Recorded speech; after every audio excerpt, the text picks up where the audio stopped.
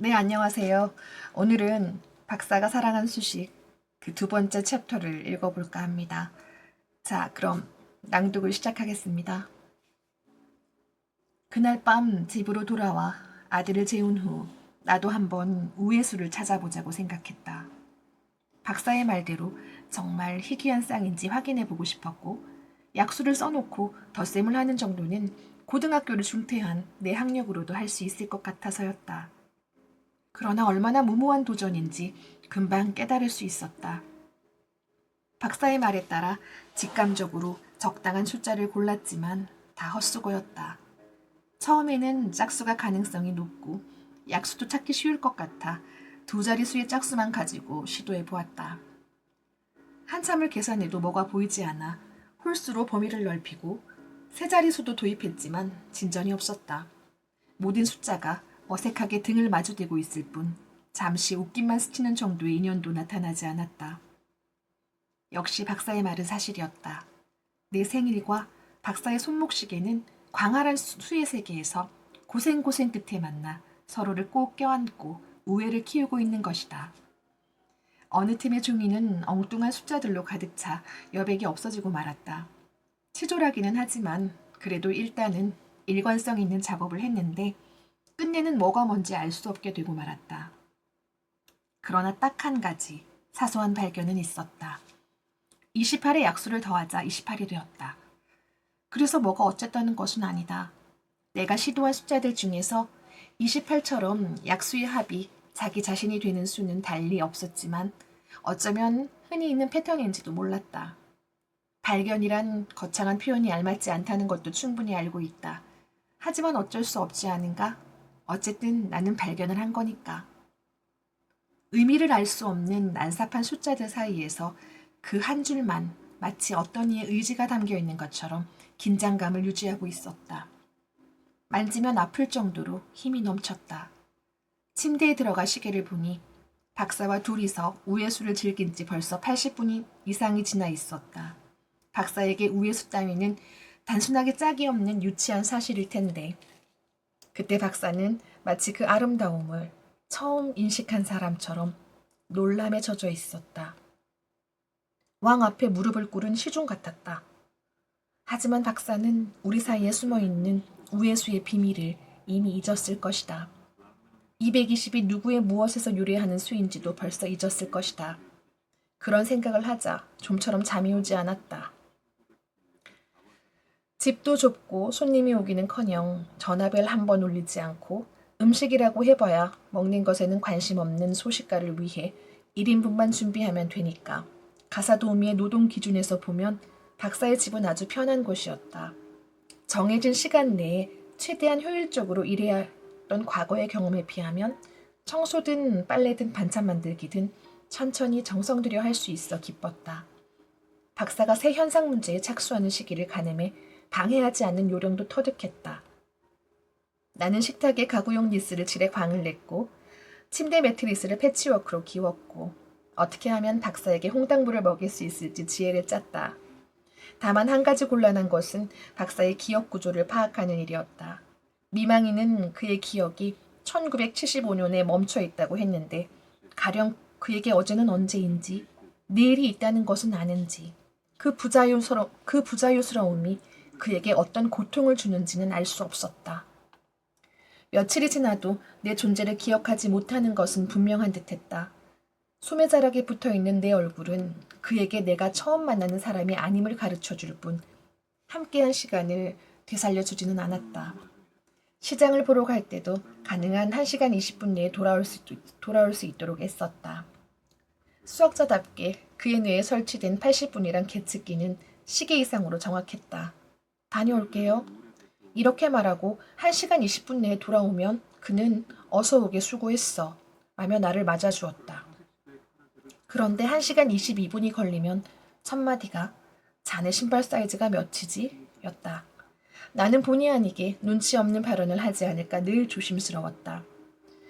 오늘 아침에 신문에 실렸는데요. 미야자와 수상이 이런 말을 꺼냈다가 움찔 놀라 입을 다문 적도 있고 올여름 바르셀로나 올림픽이 열리기 전에 텔레비전을 사는 게 어떻겠어요? 하는 말을 꺼냈다가 금방 후회하기도 했다. 박사가 아는 수상은 미키다케오 수상까지고 그가 기억하는 올림픽은 뮌헨 올림픽이 마지막이다. 그러나 박사는 표면적으로는 아무 신경도 쓰지 않는 것 같았다. 대화가 알 수 없는 방향으로 흐를 때에는 화를 내거나 짜증을 부리지 않고 자신이 말할 수 있는 상황이 될 때까지 기다렸다. 그리고 내 신상에 대해서는 전혀 묻지 않았다. 이 일을 언제 시작했는지, 고향은 어디인지, 가족은 있는지 그런 것은 절대 묻지 않았다. 아마도 같은 질문을 몇 번이나 해서 상대방을 성가시게 하는 것은 아닐까 하고 우려하는 탓일 것이다. 그러니 결국 우리가 아무 부담 없이 할 수 있는 얘기는 숫자에 관한 것뿐이었다. 학교에 다닐 때부터 수학은 교과서만 봐도 소름이 끼칠 정도로 싫었는데 박사가 가르쳐주는 수학 문제는 머리에 쏙쏙 들어왔다. 직업상 고용주의 관심사에 부응하려고 애써서가 아니라 가르치는 방법이 좋아서였다. 수식 앞에서 그가 내쉬는 감탄의 한숨소리와 아름다움을 찬미하는 언어와 빛나는 눈동자는 그 자체가 깊은 의미를 지니고 있었다. 한 번 가르쳐 주었다는 사실까지 다 잊어버리는 덕분에 모르는 것은 몇 번이고 다시 질문할 수 있다는 것도 내게는 유리한 점이었다. 평범한 학생도 한 번 설명을 들으면 알 수 있는 것을 나는 5번이고 10번이고 다시 들어야 이해하는 수준이었다. 처음 우회수를 발견한 사람은 정말 훌륭하네요. 피타고라스였어. 기원전 6세기 때 얘기지. 그런 옛날에도 숫자가 있었나요? 물론이지. 혹 에도시대 말이 생겼다고 생각하는 것은 에도시대 말에 생겼다고 생각하는 것은 아니겠지? 숫자는 인간이 출현하기 이전부터, 아니, 이 세상에 출현하기 전부터 존재하고 있었어. 우리는 늘 식당에서 얘기를 나누었다. 박사는 식탁 의자에 앉아 있거나 안락 의자에 기대에 앉아 있고 나는 가스레인지 위에서 끓고 있는 스튜를 젓든가 아니면 싱크대에서 설거지를 했다. 어머, 그래요? 숫자는 인간이 발명한 것인 줄 알았는데. 그렇지 않아. 인간이 제 손으로 발명한 것이라면 누가 그 고생을 하겠나? 수학자도 필요가 없지. 숫자의 탄생을 지켜본 사람은 아무도 없어. 알았을 때 이미 거기에 있었을 뿐이지. 그래서 머리 좋은 사람들이 지혜를 짜내서 수의 구조를 해명하려고 그렇게 애를 쓰는 거군요. 수를 낳은 자에 비하면 우리들 인간은 얼마나 우둔한지 몰라. 박사는 고개를 저으며 안락 의자에 기대에 수학 잡지를 펼쳤다. 배가 고프면 점점 더 우둔해져요. 그러니까 넉넉히 잘 드시고 영양이 머리 구석구석까지 골고루 가게 해야죠. 잠시만 기다리세요. 금방 준비할게요. 나는 홍당무를 갈아 다진 고기에 섞어 햄버거 스테이크를 만들었다. 홍당무 껍질은 박사가 알아차리지 못하게 슬쩍 쓰레기통에 버렸다. 220과 284 이외에도 우회수가 있나 하고 매일 밤 계산을 하고 있는데 잘 없네요. 그 다음으로 작은 우회수는 1184와 1210이야. 네 자릿수예요? 역시 제게는 무리였네요. 아들에게도 시켜봤는데 약수를 찾는 건 좀 힘들겠지만 더하기는 할 수 있으니까요. 자네 아들이 있나? 박사가 의자에서 몸을 일으키며 놀란 목소리로 물었다. 그 바람에 잡지가 바닥으로 떨어졌다. 네, 몇 살이지? 10살인데요. 10살이라고? 아직 어린애잖나. 박사는 표정이 점점 어두워지면서 침착함을 잃어갔다. 나는 햄버거 스테이크 재료를 버무리다 말고 그가 10이란 숫자에 대해 뭐라고 얘기해 주기를 기다렸다. 그래서 지금 아들은 뭘 하고 있지? 글쎄요, 지금 이 시간이면 학교에서 돌아와 숙제도 안 하고 뛰쳐나가서 공원에서 친구들하고 야구나 하고 있겠죠. 글쎄요라니, 너무 심하지 않나? 자네 이제 곧 해가 질 시간인데. 아무리 기다려도 10의 비밀을 풀릴 기미는 없었다. 박사에게 이 경우 10은 아직 어린아이를 나타내는 수라는 것 외에는 다른 의미는 없는 듯했다. 괜찮아요. 매일 그런데요, 뭐. 매일? 그럼 자네는 매일 아이는 나 몰라라 하고 이런 데서 햄버거 스테이크나 만들고 있단 말인가? 박사가 왜 그렇게 아들에게 신경을 쓰는지 모르는 채 나는 볼에 후추와 너트메그 가루를 뿌렸다. 자네가 없는 동안은 누가 돌보나? 남편이 일찍 오나? 그렇군. 할머니가 있는 모양이지? 아니요. 아쉽지만 남편도 할머니도 없어요. 아들하고 둘이서 살고 있어요. 그럼 아들 혼자서 집을 지킨다는 말인가? 배는 고픈데 어두운 방에서 혼자 엄마를 기다린단 말인가? 엄마는 남의 집에서 저녁을 준비하고 그것도 내가 먹을 저녁을. 아, 이게 무슨 일이람? 안 되지. 안 될 일이야. 혼란스러워 어쩌지 못하겠다는 듯 자리에서 벌떡 일어난 박사는 머리카락을 쥐어뜯으며 식탁 주위를 맴돌았다. 온몸 여기저기에 붙어있는 메모지가 사락사락 소리를 냈다. 비듬이 떨어지고 바닥에 삐걱거렸다. 스튜가 부글부글 끓어 나는 가스레인지를 껐다. 걱정하실 거 없어요. 나는 최대한 차분하게 말했다. 아주 어렸을 때부터 둘이서 살아왔는걸요. 10살쯤 되면 혼자서도 다 할 수 있어요. 여기 전화번호도 가르쳐 주었고 무슨 일이 생기면 아래층에 사는 주인집에서 도와주기로 약속도 했고. 안 될 말이야. 식탁 주위를 도는 속도가 빨라지더니 박사가 내 말을 잘랐다. 어린아이를 혼자 내버려 두다니 어떤 경우에도 용납될 일이 아니야. 만약에 스토브가 쓰러져서 불이라도 나면 어쩌나? 만약에 사탕이 목구멍에 걸리면 누가 구해주나? 아, 생각만 해도 끔찍하군. 나는 못 참겠어. 그만 돌아가게. 엄마는 자기 자식을 위해 밥을 지어야 하는 거야. 자, 어서 지금 당장 돌아가. 박사가 내 팔을 잡고 현관으로 끌고 가려고 했다. 잠깐만요. 이제 이거 뭉쳐서 프라이팬에 굽기만 하면 돼요. 무슨 상관인가? 햄버거 스테이크가 있는 사이에 아이가 불에 타 죽으면 어쩔 건가? 내일부터는 아들을 데리고 오게. 학교가 끝나면 곧장 이리로 오게 하면 되니까. 알겠나? 숙제도 여기서 하면 엄마와 함께 지낼 수 있을 테고. 어차피 내일이 되면 잊어버릴 거라고 얕보는 것은 아니겠지? 날 그렇게 보면 못 써. 난 잊지 않을 거니까. 약속을 어기면 용서하지 않겠어? 박사는 소매자락에 붙어있는 새 가사도움이란 메모지를 떼어내고 안주머니에서 연필을 꺼내 뒤에다가 이렇게 덧붙여 썼다. 와, 그 10살. 와, 그 아들 10살. 나는 어질러 놓은 부엌을 미처 정리도 못하고 손에서 나는 고기 냄새도 제대로 씻어내지 못한 채 쫓겨나듯 별치에서 나왔다. 생각하고 있는데 방해했다고 혼을 낼 때보다 박사는 훨씬 박력이 있었다.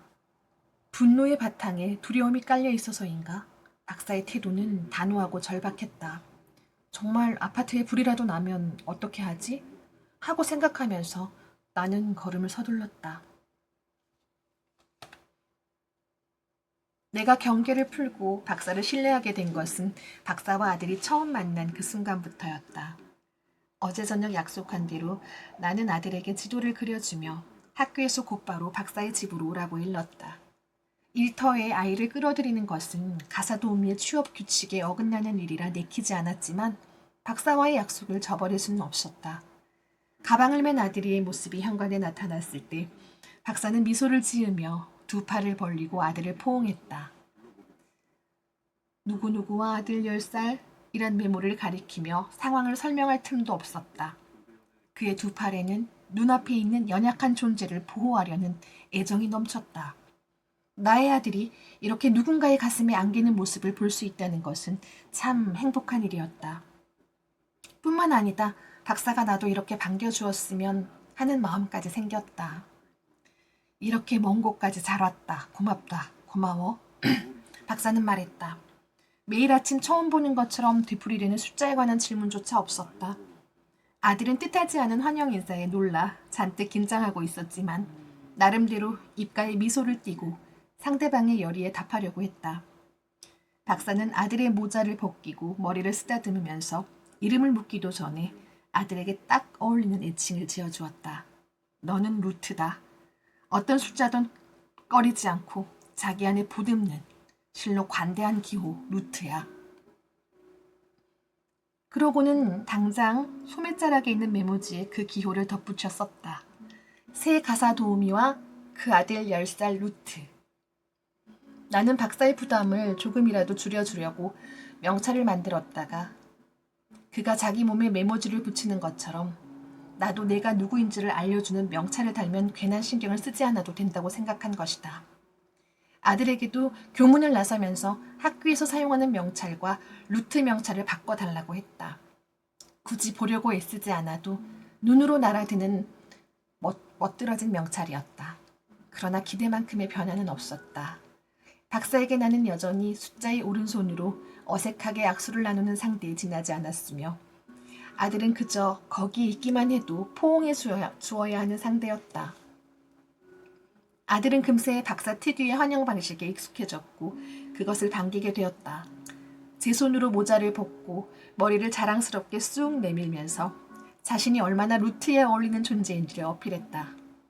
그러면 박사는 환영의 말과 함께 루트란 기호가 얼마나 위대한지를 잊지 않고 칭찬했다. 박사가 내가 만든 음식 앞에서 처음으로 두 손을 마주잡고 잘 먹겠습니다라고 말한 것도 아들과 셋이서 식사를 함께 한 때였다. 저녁 6시에 박사의 식사를 차려놓고 뒷정리를 하면 일은 끝나는 것으로 계약했는데 아들이 오게 되자 박사는 이 일정에 이의를 제기했다. 배고픈 아이 앞에서 다 큰 어른이 밥을 먹는다는 것은 염치 없는 짓이야. 일을 끝내고 집으로 돌아가 저녁 준비를 하면 루트는 8시나 돼서야 저녁을 먹게 될 테니 그것도 안 될 일이지.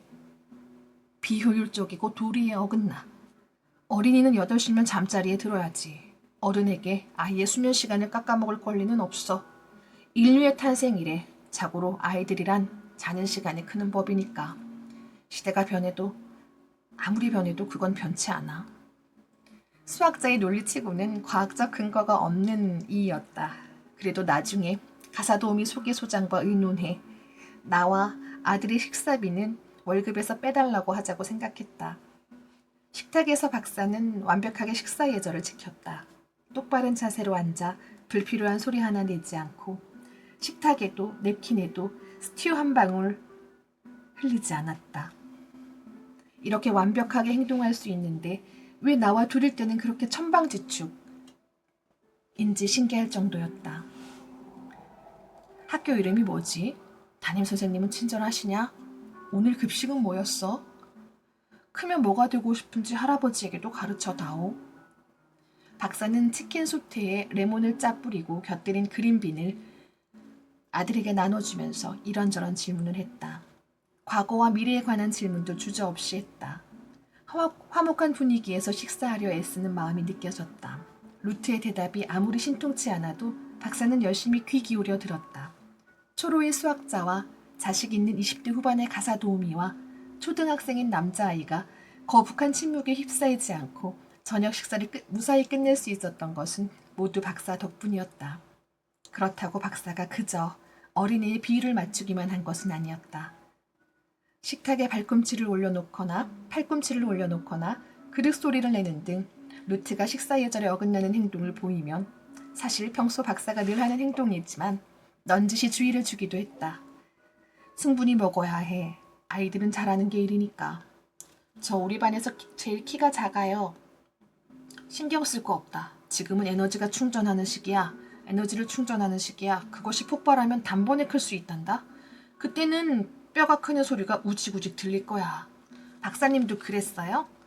아니, 할아버지는 안타깝게도 에너지를 괜한 곳에 허비하고 만 것 같구나. 괜한 곳이요? 가장 친한 친구가 있었는데 좀 사정이 있어서 깡통차기나 야구처럼 몸을 움직이는 놀이는 같이 할 수가 없었다. 그 친구가 아팠나 보죠? 그 반대였다. 아프기는커녕 크고 강해서 꿈쩍도 하지 않았어. 하지만 그가 사는 장소가 머릿속이라서 말이야. 머릿속에서만 놀 수 있었지. 그곳에만 너무 에너지를 쏟아서 뼈까지 가지 않은 모양이다. 아, 알았다. 그 친구가 바로 숫자로군요. 엄마가 박사님은 굉장한 수학 선생님이라고 그랬거든요. 영리하구나. 정말 직감이 뛰어나. 그렇다. 숫자 말고는 친구가 없었어. 그러니까 어렸을 땐 뼈를 열심히 움직여야 하는 거다. 알겠니? 먹기 싫다고 남기면 안 돼. 배가 고플 때는 할아버지 것까지 먹어도 괜찮으니까 마음대로 갖다 먹어라. 네, 고맙습니다. 루트는 평소와 다른 저녁 식사를 마음껏 즐겼다. 박사의 질문에 대답하고 그를 만족시키기 위해 밥도 더 먹고 그 사이사이 호기심이 발동했는지 고개를 돌려 집안을 이리저리 살피고 들키지 않게 조심하면서 박사의 양복에 붙어있는 메모지를 힐끔힐끔 쳐다보기도 했다. 내일은 샐러드에 홍당무를 생으로 넣어봐야지. 박사가 어떤 반응을 보일까? 그런 심술궂은 계획까지 짜내는 자신이 재밌어서 나는 혼자 미소를 지으며 둘의 대화를 듣고 있었다.